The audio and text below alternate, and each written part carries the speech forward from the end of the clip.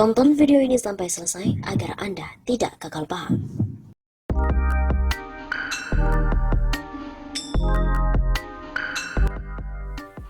Terungkap 3 skenario pilihan andai saja Presiden Jokowi turun dari tahta. Kondisi kehidupan sosial dan ekonomi masyarakat yang masih belum cukup untuk dikatakan baik memunculkan desakan agar Presiden Joko Widodo turun tahta.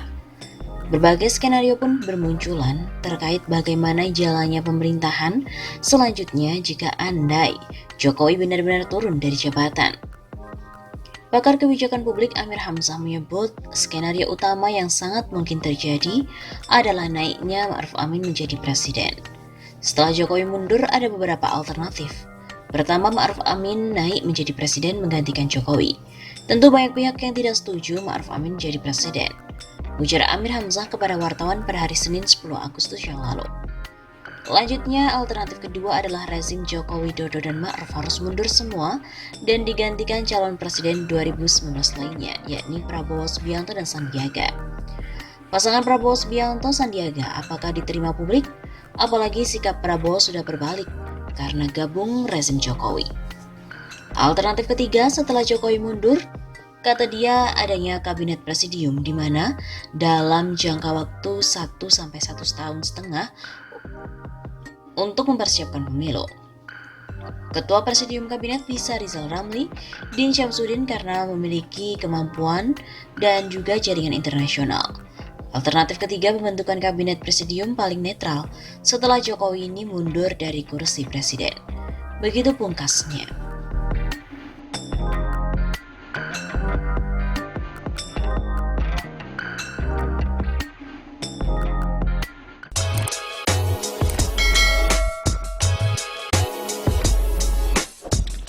Ada beberapa skenario jika Joko Widodo lengser dari presiden akibat desakan dari rakyat Indonesia. Skenario yang pertama, skenario normatif jika presiden berhalangan tetap, maka otomatis wakil presiden menggantikan sampai masa jabatannya habis, sesuai dengan Undang-Undang Dasar 1945, Pasal 8 Ayat 1. Begitu kata pengamat politik Tarmizi Yusuf dalam pernyataan kepada wartawan beberapa waktu yang lalu. Kata Tarmizi, skenario wakil presiden Ma'ruf Amin menjadi presiden dapat terlaksana bila kondisi normal tanpa gejolak politik. Apalagi Ma'ruf bukan dan tidak punya posisi strategis di partai. Beda saat posisi Habibie pada tahun 1998. Dengan posisi politik Ma'ruf Amin saat ini, sulit diterima oleh partai politik. Posisi bergaining Ma'ruf Amin yang lemah menyulitkan skenario ini diterima semua pihak. Ungkap Tarmizi. Menurut Tarmizi lagi, skenario kedua, presiden dan wakil presiden dituntut untuk mundur secara bersama-sama, maka menurut Undang-Undang Dasar 1945, Pasal 8 Ayat 3, pelaksana tugas kepresidenan adalah triumvirat menteri, yaitu Menteri Luar Negeri, Menteri Dalam Negeri, dan juga Menteri Pertahanan. Dalam tempo selambat-lambatnya, 30 hari MPR memilih presiden dan wakil presiden baru yang diusulkan oleh partai politik atau gabungan partai politik. Skenario kedua, kuat pasangan yang akan muncul adalah yang diusung koalisi PDIP dan Gerindra. Dengan total suara 31,9% yang terdiri dari PDIP 19,33% dan Gerindra 12,57%, yaitu Prabowo Subianto dan juga Puan Maharani. Butuh 19,1% untuk memenangi pemilihan di MPR. Begitu ungkapnya.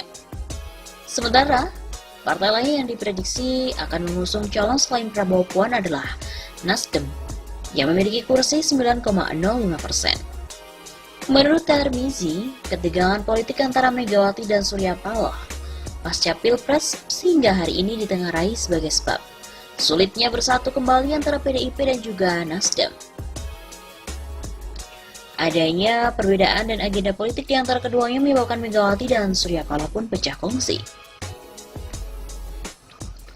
Selain ketiga partai itu, kemungkinan akan merapat pada salah satu koalisi yang ada dan kecil kemungkinan terbentuknya poros baru. Dengan bergabungnya PKS, PAN, dan juga P3, dengan total suara 19,57% otomatis, Prabowo Puan akan menang lebih dari 51%, belum termasuk 136 kursi DPD atau sekitar 19%. Prediksi suara DPD akan terpecah. Kita termisi lagi, skenario ketiga mirip seperti peristiwa 1998. Terjadi chaos berkepanjangan sehingga Jokowi sebagai presiden mengeluarkan semacam super semar atau instruksi presiden tahun 1998 tentang Panglima Komando Operasi Kewaspadaan dan Keselamatan Nasional yang diberikan Soeharto kepada Wiranto.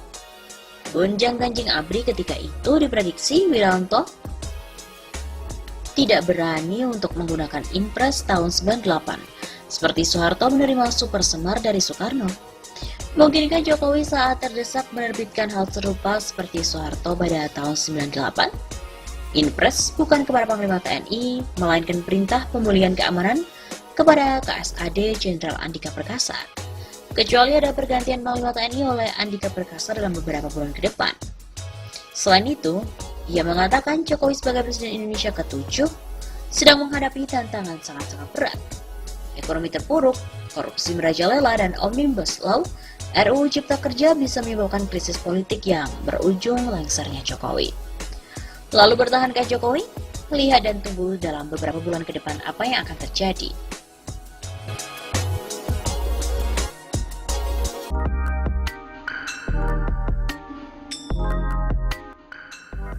Presiden Gadungan. Presiden Gadungan adalah terjemahan dari fake presiden, bukan presiden sebenarnya. Ini bisa berarti presiden tidak kompeten, baik sebagai seorang kepala negara atau kepala pemerintahan. Ia bisa sebagai boneka yang dimainkan oleh orang, kelompok, atau kekuatan lain. Fake presiden dapat juga identik dengan presiden abal-abal. Presiden Gadungan juga disebabkan delegitimasi jabatan berupa hilangnya kepercayaan rakyat. Keberadaan presiden dinilai hanya merepotkan. Rakyat menderita oleh perilaku politik presiden yang dianggap tak berkualitas dan tak memiliki sensitivitas. Hal seperti ini adalah efek dari orientasi yang hanya pada diri dan kroninya. Lalu, rakyat pun menjadi bulan-bulanan dari slogan yang hanya bernilai pencitraan. Presiden Gadungan atau fake presiden adalah pemimpin yang ilegal. Keabsahan statusnya goyah. Sebagai contoh adalah kejutan kasus yang terbuka setelah disembunyikan 9 bulan. Putusan MA yang menyatakan pasal 3 ayat 7 PKPU nomor 5 tahun 2019 tidak memiliki kekuatan hukum mengikat. Rontoklah dasar hukum penetapan pasangan Jokowi Ma'ruf. Beberapa ahli atau loyalis presiden mengatakan putusan MA nomor 44 P/Hum/2019 tanggal 29 Oktober 2019 tersebut tidak berlaku surut atau retroaktif. Karenanya tak berpengaruh pada putusan MK yang menolak gugatan Prabowo Sandi. Terhadap hal ini, tentu terus diperdalam dan masih bisa debat lanjutan.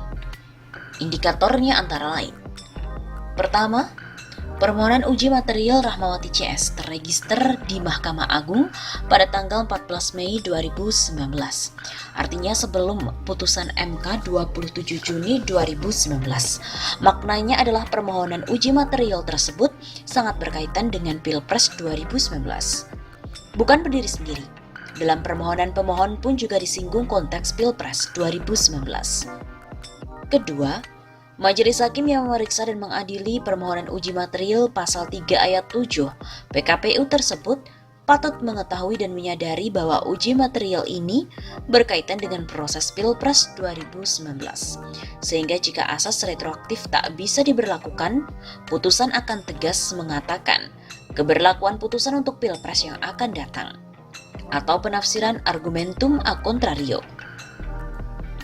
Ketiga, tafsir bahwa MK telah memenangkan pasangan Jokowi Ma'ruf, sehingga putusan MA tidak berpengaruh pada hasil Pilpres, bisa keliru total. Masalah yang di putusan MA adalah tidak memiliki kekuatan hukum mengikatnya pasal 3 ayat 7 PKPU, sedangkan pasal tersebut justru menjadi dasar hukum dari penetapan pasangan Jokowi Ma'ruf. Keempat, disembunyikannya putusan MA ini hingga 9 bulan adalah sebuah bukti bahwa putusan ini sangat berpengaruh pada keabsahan hasil Pilpres. Jika tidak, maka MA serta-merta akan mengupload atau mengumumkan kepada masyarakat demi kepastian hukum. Siapa pihak yang terlibat dalam penyembunyian atau penggelapan ini harus dituntut. Jadi di sini patut diduga kuat adanya skandal politik dan hukum yang sangat memalukan. Ada gaslighting dan ada corruption.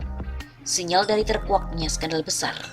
Yang jelas, putusan MA nomor 44 P/Hum/2019 tersebut akan menjadi sebuah bukti bahwa kemenangan pasangan Jokowi Ma'ruf itu sebenarnya sangat bermasalah. Cacat politik dan cacat hukum.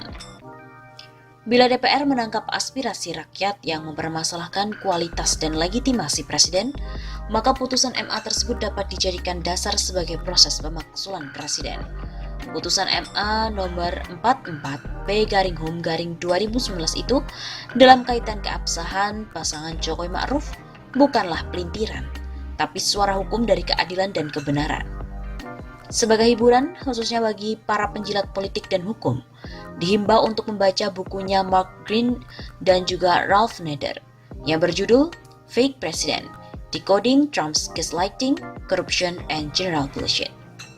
Fake President tidak boleh dibiarkan, siapapun dan kapanpun, karenanya harus diakhiri.